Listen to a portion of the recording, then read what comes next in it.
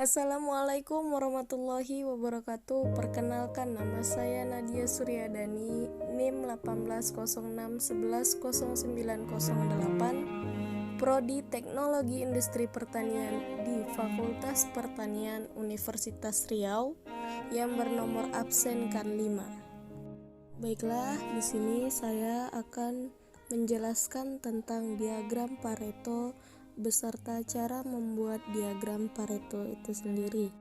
Pareto. Diagram Pareto merupakan hasil dari prinsip Pareto, yaitu suatu prinsip yang didasarkan pada pengamatan yang dilakukan oleh Vilfredo Pareto, ada juga yang menyebutnya sebagai Alfredo Pareto. Ia seorang ekonomi sosiologi Italia, profesor ekonomi politik di Lausanne, Swiss, yang lahir di Paris, Prancis pada tanggal 15 Juli 1848 dan meninggal di Switzerland pada tanggal 19 Agustus 1923 pada usianya yang 75 tahun. Namun demikian, tercatat dalam sejarah bahwa status kewarganegaraan Pareto adalah warga Italia. Ayah Pareto sendiri berwarganegaraan Italia yang bernama Rafael Pareto dan ibunya Marie Metenier yang berwarganegaraan Prancis. Pareto adalah bagan yang berisikan diagram batang dan diagram garis. Diagram batang memperlihatkan klasifikasi dan nilai data, sedangkan diagram garis mewakili total data kumulatif. Klasifikasi data diurutkan dari kiri ke kanan menurut ukuran ranking tertinggi hingga terendah.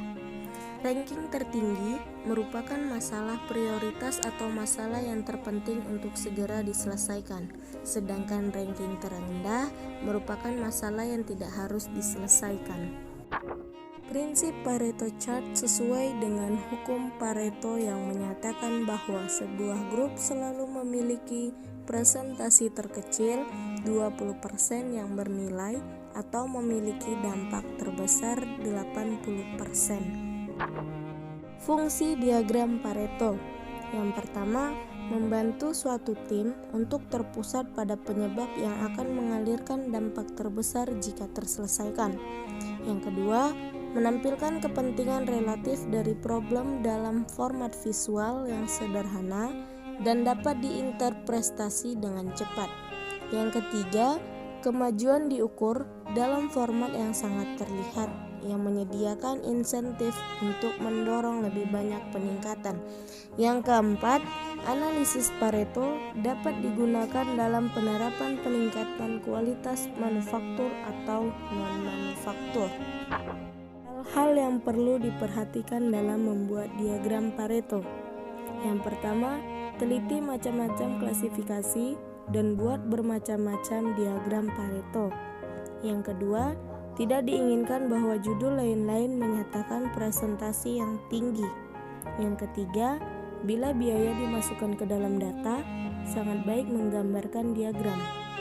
Pareto dengan sumbu vertikal menunjukkan pemakaian biaya. Baik, di sini kita akan membuat pengendalian kualitas tempe menggunakan diagram Pareto. Di sini sudah ada data dari checksheet yang diperoleh berdasarkan jenis cacat kualitas tempe tersebut. Terlebih dahulu, kita akan mengurutkan dari yang terbesar hingga yang terkecil dengan cara kita blok kolom jenis cacat dengan frekuensi. Kita klik sort dan filter, kita klik custom sort.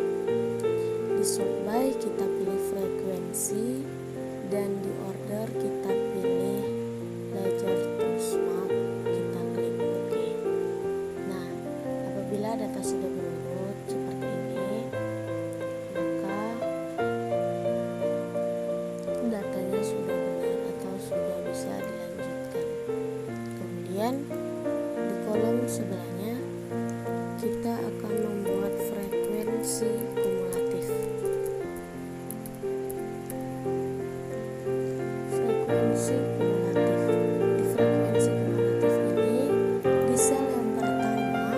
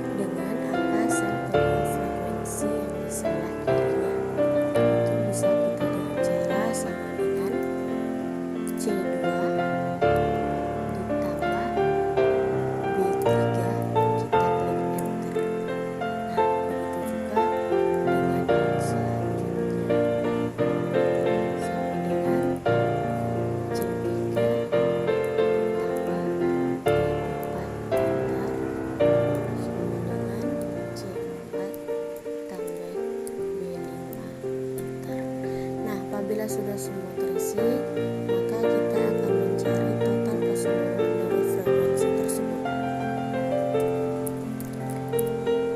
Kita bisa isikan dengan rumus sama dengan sum buka kurung B2 tanda bagi B5 kita klik enter. Nah, apabila total frekuensi dan frekuensi relatifnya sudah sama, maka data sudah benar. Kita lanjut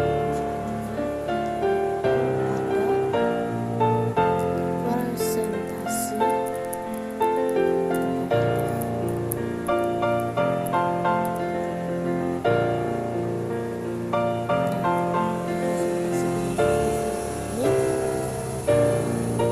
kita bisa menggunakan rumus sama dengan C 2 garing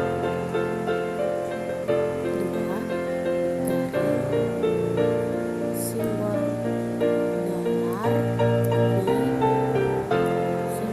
simbol dolar B, kemudian kita klik angka 6 dan kita klik enter, maka dia akan berhasil. Begitu juga selanjutnya juga dari simbol B.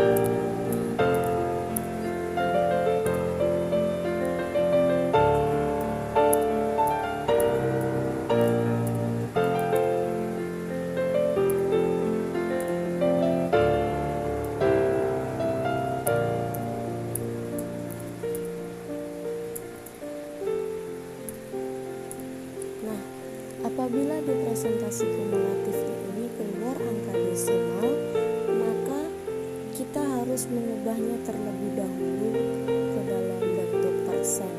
Dengan cara kita blok, kemudian kita klik simbol persen di atasnya. Nah, apabila sudah 100%, maka data sudah bisa dilanjutkan. Untuk membuat diagram Pareto tersebut, maka kita akan klik menu insert, kemudian kita klik kolom, kita pilih clustered column, maka di tabel pasar ini kita akan klik kanan, maka akan keluar seperti ini dan kita pilih select data. Di select data akan keluar tampilan seperti ini. Nah, di tampilan seperti ini kita akan memblok jenis cacat dan frekuensi. Kemudian kita tekan koma dan kita blok kembali kolom di presentasi kumulatif dan kita klik OK. Maka akan keluar tampilan seperti ini. Nah, jika sudah seperti ini, maka kita akan klik kanan pada garis merah di bawah ini. Kita klik change series chart type. Nah, di sini kita akan pilih line, kita pilih garis, kita klik OK. Apabila sudah seperti ini, maka kita akan klik lagi garis merah ke kanan, format data series. Nah, di series option kita pilih secondary axis, klik close.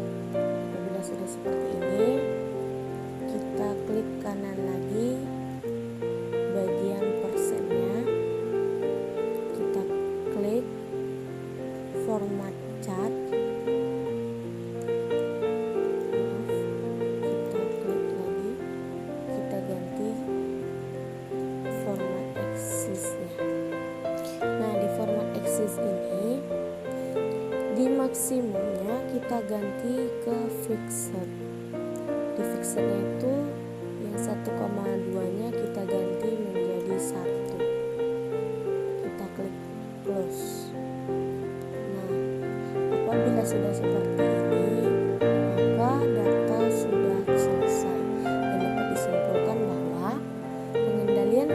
podcast.